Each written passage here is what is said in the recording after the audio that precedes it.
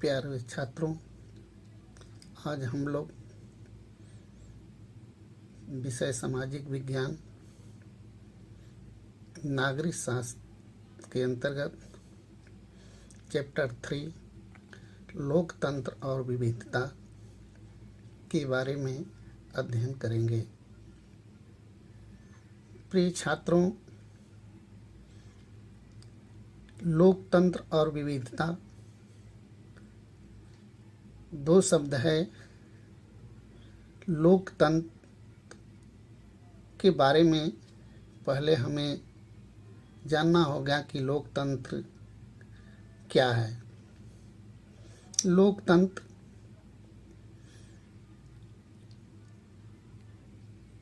देश का एक सबसे बड़ा तंत्र है, जिसके द्वारा देश की चुनी हुई सरकार देश में शासन व्यवस्था को चलाने का काम करती है और यह हमारा जो लोकतंत्र है, पूरे विश्व के लोकतंत्र में सबसे बड़ा लोकतंत्र है,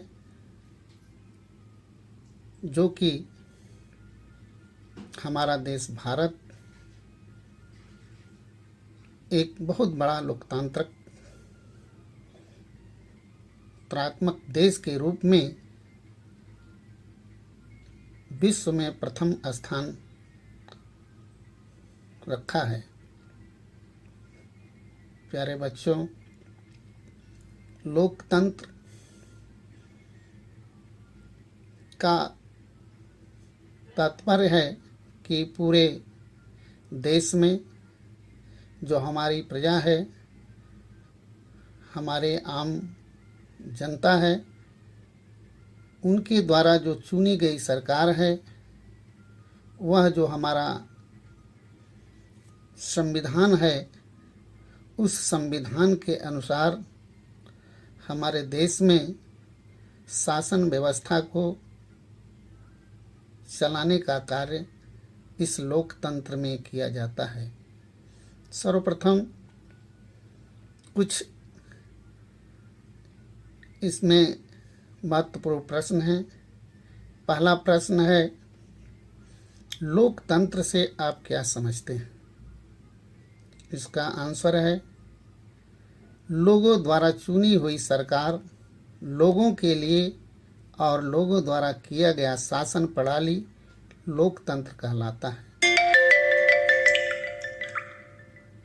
प्यारे बच्चों, इसके आगे राष्ट्र निर्माण है। राष्ट्र निर्माण का यह मतलब होता है कि हमें इस लोकतंत्र में सभी नागरिकों के अंदर भेदभाव को भुलाकर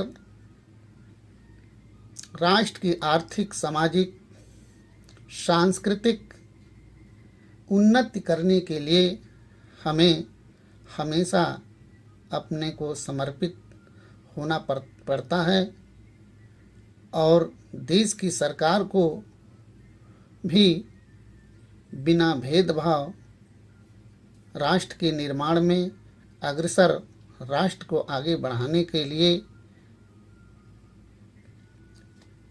अग्रसर प्रयास करना पड़ता है। प्यारे बच्चों, अगला क्वेश्चन द्वितीय है, राष्ट्र निर्माण से आप क्या समझते हैं? इसका आंसर है, राष्ट्र के समस्त नागरिकों को भेदभाव भुलाकर राष्ट्र की आर्थिक, सामाजिक, सांस्कृतिक और भौतिक उन्नति के लिए समर्पित रहने का सुपरिणाम राष्ट्र निर्माण कहलाता है। प्यारे बच्चों, इसके आगे आता है कि प्रवास क्या है। आज सभी लोग जो हमारे देश में कोरोना जैसी वैश्विक महामारी हमारे देश में ही नहीं बल्कि पूरे विश्व में बड़े पैमाने पर तेजी से बढ़ रही है। तो उसी प्रकार से हमारे भारत देश में अनेक राज्यों से,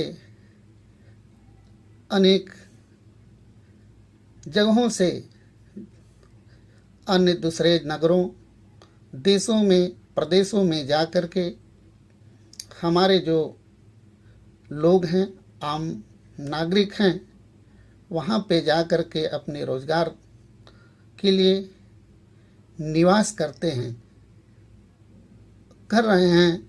ऐसे लोग प्रवास के रूप में इनको जाना जाता है।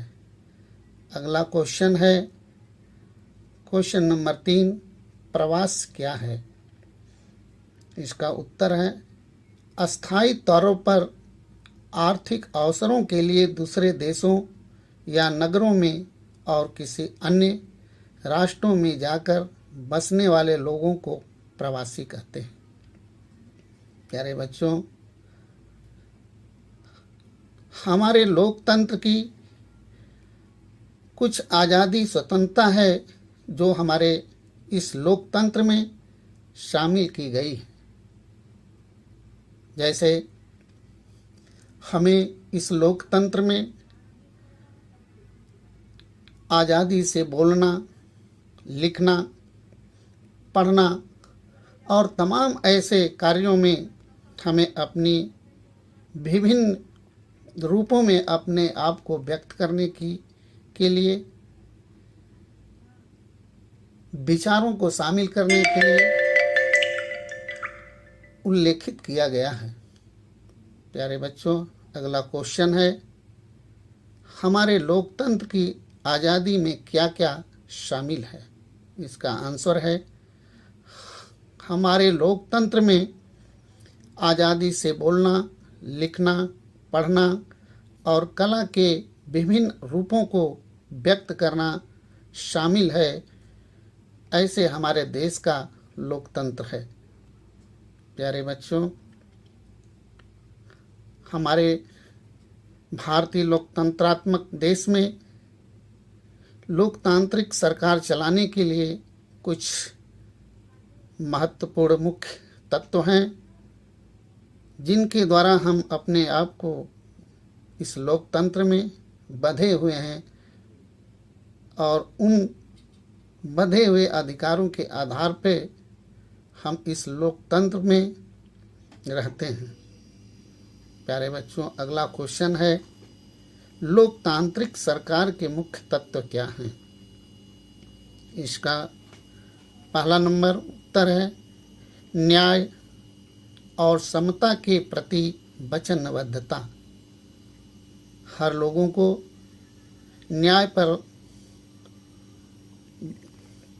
आस्था और समानता के प्रति सभी लोगों को वचनबद्धता के रूप में रहना चाहिए। दूसरा, सभी लोगों को मत देने का अधिकार, मतदान देने का अधिकार लागू है।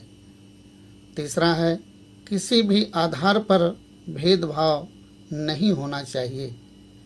चौथा, आम सुविधाओं का प्रयोग करने का सबको एक समान अधिकार है। अगला पांचवा है सभी लोग अपनी भाषा, संस्कृति तथा धर्म का पालन करने का उनको स्वतंत्रता है। प्यारे बच्चों, ये हमारे लोकतंत्र में सारी व्यवस्थाएं दी गई हैं। हमारा यह लोकतंत्र पूरे विश्व में सभी देशों से सबसे बड़ा लोकतंत्रात्मक देश है। इस लोकतंत्र में तमाम ऐसी अनेक विविधताएं भी हैं जिनके अनुसार हमें इस लोकतंत्र में सरकार के साथ मिलजुल कर विविधता होने के साथ इस लोकतंत्र में अनेक धर्म के लोग एक साथ मिलकर के भाईचारे के रूप में रहने का काम करते हैं।